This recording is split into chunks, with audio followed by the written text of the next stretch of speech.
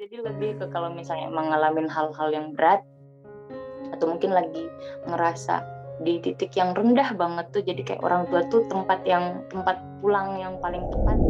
Harapan tuh nggak pernah hilang gitu, dan kalau misalnya udah kita yang nggak punya harapan, ya udah nggak bakal ada apa-apa lagi gitu loh. Waduh, Jadi dalam ya udah. sekali ini, dalam sekali. 1 menit pun masih ada harapan. Kalau Ya, kita 1 menit nggak ada punya harapan, selesai sudah, tuntas sudah kita ini. Benar.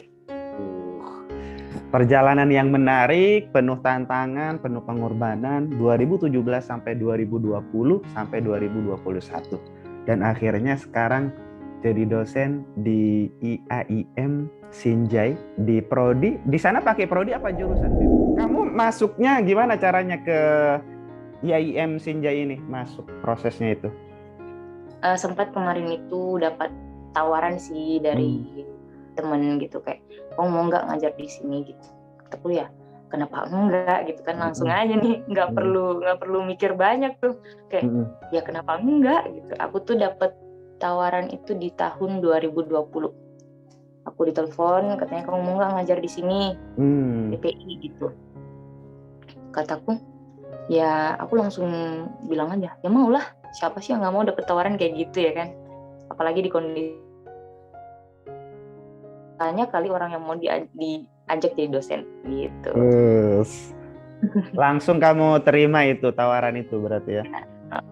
Tapi sebenarnya sempat setelah aku terima kayak gitu tuh, kayak aku baru kepikiran lagi, bener nggak ya aku pengen ngajar gitu, bener nggak ya aku pengen, karena aku tuh nggak mikir banget pas waktu itu aku ditelepon, kamu mau nggak ngajar di sini, aku langsung bilang ya mau lah gitu. Aku jawab gini, mau lah.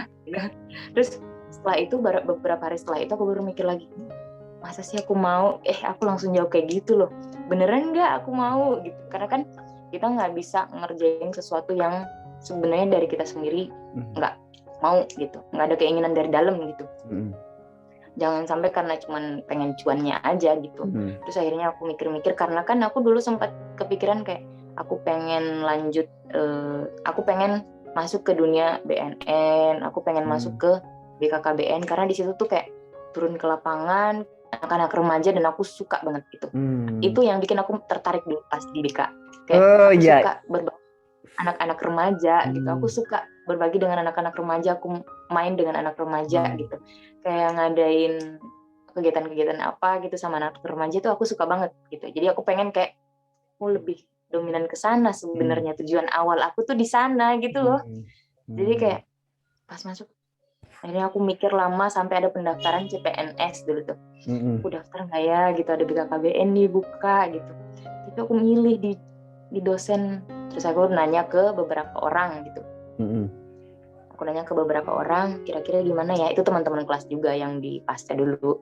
Aku tanyain kan, terus akhirnya kayak ya udah maunya kamu gimana gitu. Tapi perbandingannya tapi mereka tuh kayak ngelihatnya tuh kayak kemampuan kamu tuh kayak kamu tuh kuliah tuh harusnya jadi dosen gitu loh. Kesimpulannya, kamu tuh kuliah tuh harusnya jadi dosen.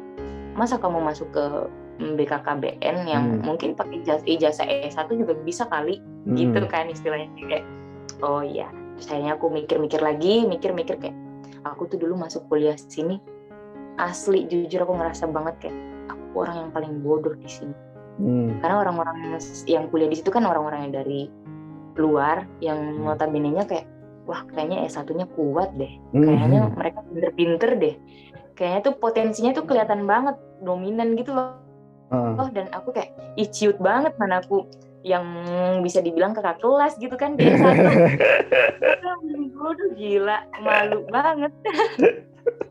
Terus akhirnya kayak ya udah deh, kayaknya mungkin aku seneng bergaul dengan remaja, tapi kayaknya kalau misalnya aku jadi dosen, aku masih bisa melakukan itu di luar kampus gitu, dengan cara entah gimana pun caranya gitu.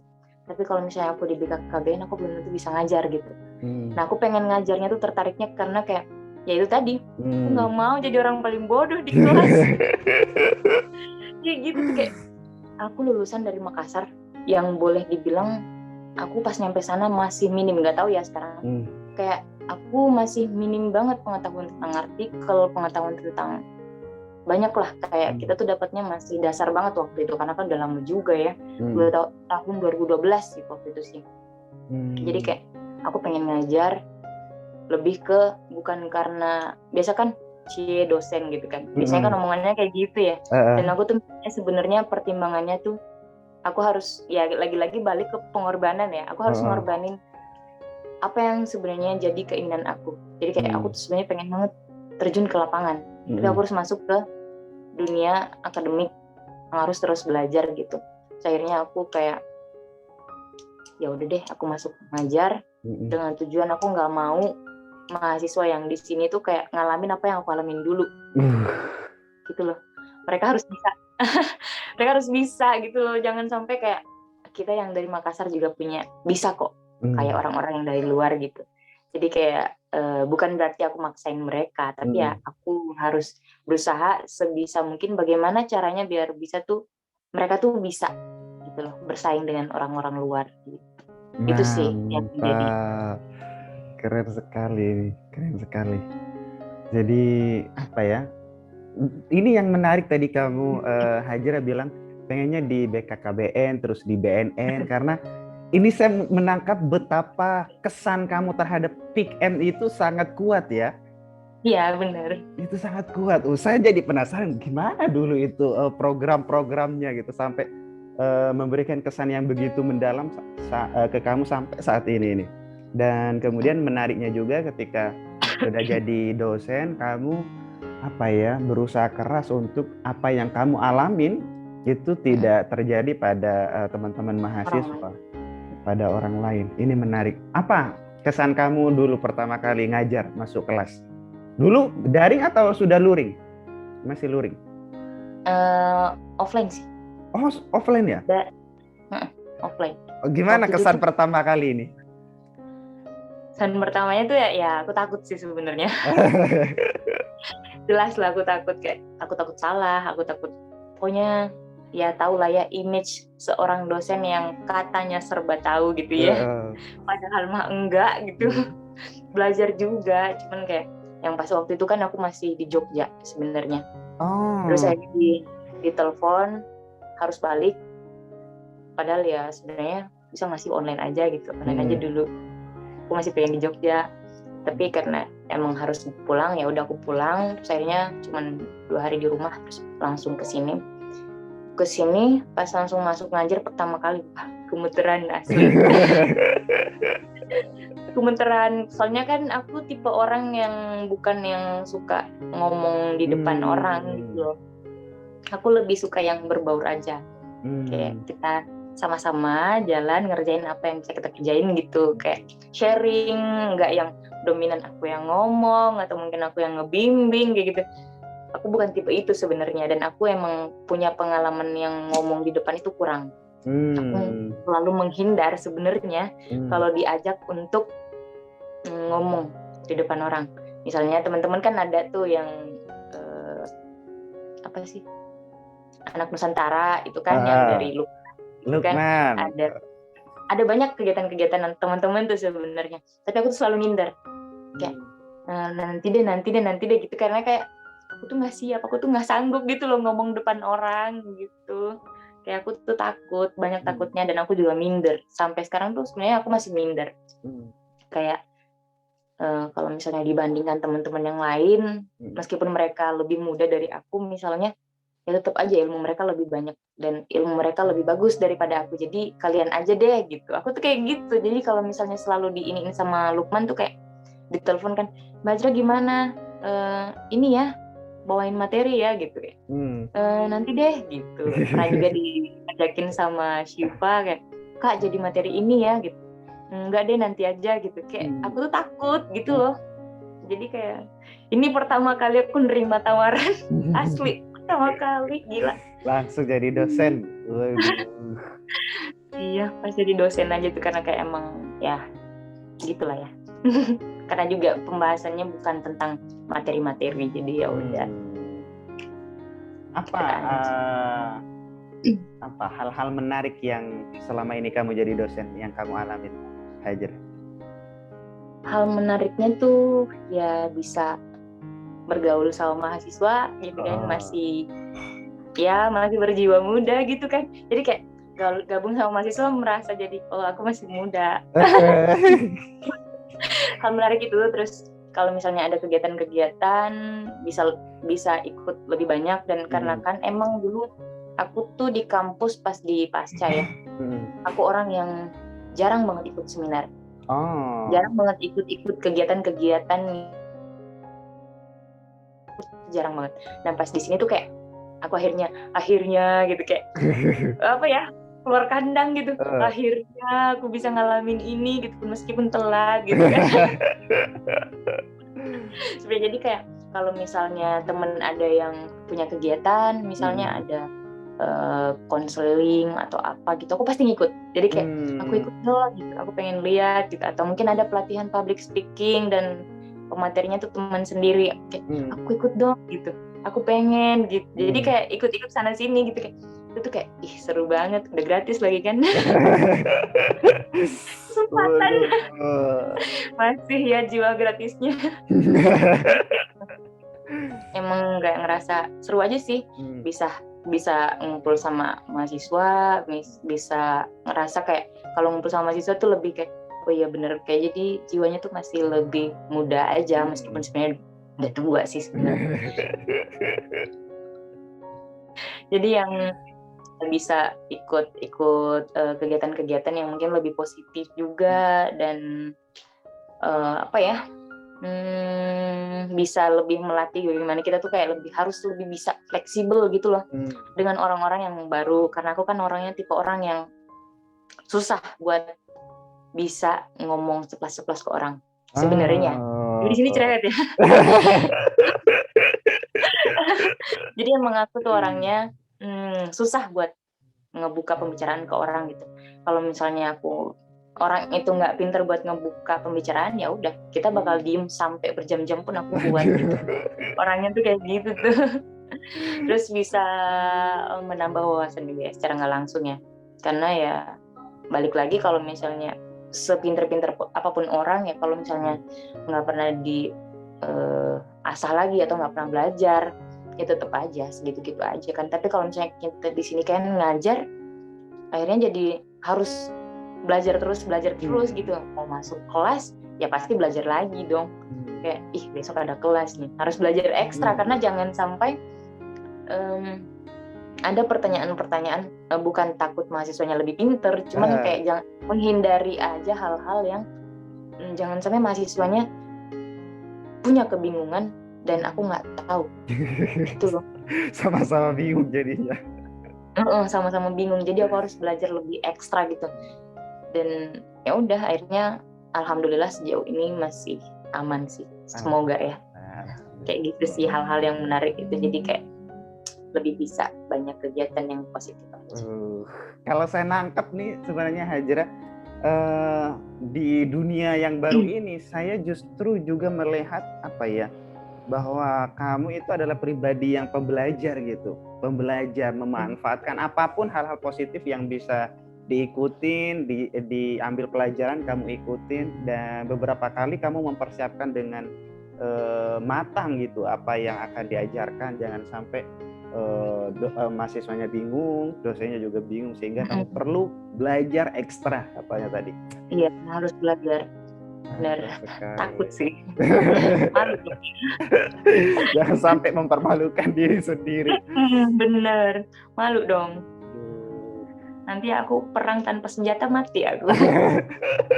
Jadi senjatanya dilengkapin dulu gitu kan, dibanyakin dulu, amunisinya dipersiapkan sehingga nyaman nanti pas perang. Aduh. Iya, benar.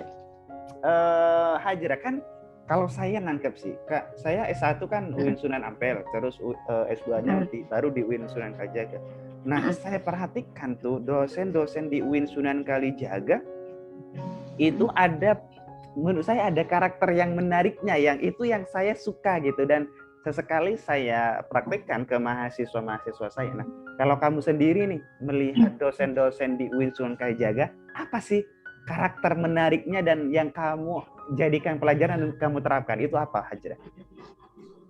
Oke, kalau misalnya karakter yang menarik sebenarnya ada beberapa ya. mungkin aku bisa sebut ya, kalau misalnya dulu tuh aku sempat kesel banget sama sama salah satu dosen lah ya. Aku tuh kesel banget kalau dikasih yang harus baca artikel gitu. Nggak suka banget aku baca gitu. Terus akhirnya pas baru masuk, ternyata harus langsung disuruh baca artikel, dan notabene-nya aku yang nggak paham apa sih sebenarnya itu artikel gitu. Akhirnya itu yang aku bawa ke mahasiswa sekarang. Misalnya kayak aku sebut aja, aku tuh dulu tuh yang sering banget ngasih artikel tuh, mungkin Mas Nuril juga tahu, Bu Casmini. Beliau tuh suka banget ngajarin kita bagaimana caranya bikin artikel. Harus baca artikel, bagaimana caranya buat nge-map artikel itu apa sih namanya? Itulah pokoknya. Jadi kalau misalnya yang menyimpulkan gitu, buat kesimpulan-kesimpulan mana sih yang jadi isinya, apa yang segala macam gitu. Terus akhirnya di situ kayak setelah selesai aku baru nyadar, oh iya ya, ternyata dosen ini tuh nggak salah, dosen ini tuh bener gitu loh. Dengan dia ngajarin ini tuh kayak, ini tuh jadi kebutuhan aku sekarang gitu loh. Dengan dia ngajarin aku artikel dari awal, akhirnya pas di akhir-akhir aku udah paham, oh kayak gini cara ngolah artikel, kayak gini cara nulis yang bener gitu. Meskipun tulisanku juga nggak bener-bener banget. Rendah hati banget yang satu ini. Terus akhirnya yang aku bawa sampai sekarang tuh ya udah yang itu. Jadi kayak aku nggak mau teman-teman yang dari sini, setelah kita nggak tahu ya kedepannya mereka itu akan tetap lanjut atau berhenti di sini, atau mungkin ada hal-hal yang mereka lanjutkan. Setidaknya aku ngasih mereka bekal gitu loh. Jadi itu yang aku bawa sampai sekarang, kayak kalian harus paham itu sekarang gitu. Jangan sampai kayak aku pas nyampe S2 jadi bego gitu, nggak tahu bego artikel. Jadi kayak mahasiswa tuh yang semester 3 ya. Kalau semester 1 aku masih ngajarin yang kayak, kan aku sempet dikasih mata kuliah, nggak semua mata kuliah itu kan ngikutin kemampuan kita kan. Jadi kayak emang kita harus ikuti sekarang tuh. Jadi aku sempet ngajar yang aku ngajarin mereka tuh bagaimana cara membuat tulisan yang baik atau esai dan segala macam. Jadi akhirnya di semester 1 aku ajarin itu sih, kayak karena aku ngelihat kenapa aku ngambil esai, kenapa aku ngambil penulisan makalah dan lain-lain di semester 1, karena kayak bekal mereka di SMA mungkin perlu diperkuat gitu. Jadi aku di semester 1 aku kasih itu, semester 3 baru aku kasih artikel kayak gitu. Jadi semester 1 aku ajarin dulu, ini cara penulisannya kayak gitu, ini cara kotak-kotakinnya kayak gitu. Jadi kayak aku ajarin itu dulu, terus aku ajarin esai juga. Kenapa? Karena peluang ke depan itu orang-orang akan ada yang namanya beasiswa, ada yang namanya perlombaan dan lain-lain. Jadi kayak aku mau mereka punya kemampuan itu gitu loh. Jadi kalau misalnya pun mereka mau misalnya ngambil LPDP dan lain-lain, kan banyak tuh beasiswa di luar sana yang sebenarnya bisa kita dapat. Tapi aku nggak ikutin sebenarnya, karena aku nggak paham sebenarnya dulu esai itu seperti apa sih gitu. Jadi aku mundur di situ. Nah aku nggak mau mahasiswa sekarang nggak paham apa tuh esai gitu. Jadi aku ajarin mereka dari awal, kayak esai itu seperti ini loh, dan ini aku tekanin banget, kalian harus paham ini, karena bukan buat aku, buat kalian juga. Kalau misalnya kalian paham ini dan kalian punya keinginan misalnya untuk lanjut tapi kayak ngerasa nggak enak lah sama orang tua buat pembiayaan, seenggaknya kalian nggak ngalamin sesusah aku. Jadi kayak kalau misalnya kamu lanjut S2 misalnya ngambil beasiswa ya kan, bisa ngambil beasiswa yang lain yang bisa mungkin kalau misalnya kalian sudah punya kemampuan untuk menulis esai, itu kan jadi salah satu persyaratan ya. Betul. Jadi kayak ya udah kalian harus mampu dengan itu, tapi ya dengan cara yang mungkin anak-anak zaman sekarang nggak bisa dipaksa gitu kan. Jadi kayak kita harus masuk dulu tuh, kayak gimana caranya aku bisa ngambil hati mereka. Wah penjilat banget ya. Guys, cuman kayak gimana sih cara belajar mereka gitu. Jadi awal-awal tuh aku tanyain ke mereka kayak, aku mau dong kalian tulisin gitu, saran apa buat aku, ngajarnya harus gimana, apa yang kalian nggak suka, apa yang kalian nggak suka gitu. Tulis di atas, nggak usah tulis nama, karena kalau misalnya tulis nama mereka pasti akan, nanti nilaiku diginiin gitu kan. Betul. Kayak gitu kan pasti pikiran orang-orang tuh sedikit banyaknya pasti ke sana. Jadi kayak kalian bebas tulis aja, nggak usah tulis nama, nggak usah tulis apa-apa. Tulis aja tuh kayak sarannya apa, kritiknya seperti apa, aku sejauh ini mengajarnya bagaimana gitu. apa yang kalian sukai, apa yang kalian nggak sukai, dan pembelajaran yang seperti apa yang kalian inginkan gitu. Mantap. Terus akhirnya mereka nulis, akhirnya kayak kalau misalnya emang itu ada yang sesuai, aku terima. Kalau misalnya ada yang mungkin harus mereka jalankan tapi mereka nggak suka, ya aku juga jelasin gitu kenapa itu harus kita lewatin. Kayak mungkin contohnya ya, di semester 4 sekarang itu ada salah satu mahasiswa yang males banget membaca artikel. Ya aku paham lah, karena males banget nulis makalah, dan kayak aku tuh males, nggak suka nulis makalah, bisa nggak sih makalah itu nggak diadain aja gitu. Terus aku langsung iniin kan, aku langsung ngasih kayak, kalau misalnya untuk penulisan makalah ya itu adalah hal yang mungkin nggak bisa kita hindarin, karena bukan cuma dari aku, misalnya ya dari dosen-dosen yang lain juga pasti akan tetap memberikan itu, karena memang kita kan kedepannya akan terus nulis dan baca gitu kan, baca terus gitu. Jadi emang kita harus punya bekal itu. Dan kalau misalnya emang teman-teman malas nih misalnya, gak apa-apa gitu. Jadi kayak aku ngasih ruang ke mereka, kalau misalnya emang kita males, ya udah kita cari cara bagaimana caranya biar kita tuh nggak yang cuman situ-situ doang, senang gitu loh. Jadi mungkin teman-teman pengen misalnya keluar cara pembelajarannya seperti apa gitu, ya udah, maksudnya aku tuh ke mahasiswa ngasih nekanin banget belajar mengajar gitu kan. Tapi saya berharap ke mahasiswa tuh kayak jangan ngelihat aku tuh kayak batasannya tuh tinggi gitu. Kita tuh cuman beda usia, beda waktu, dan beda kesempatan.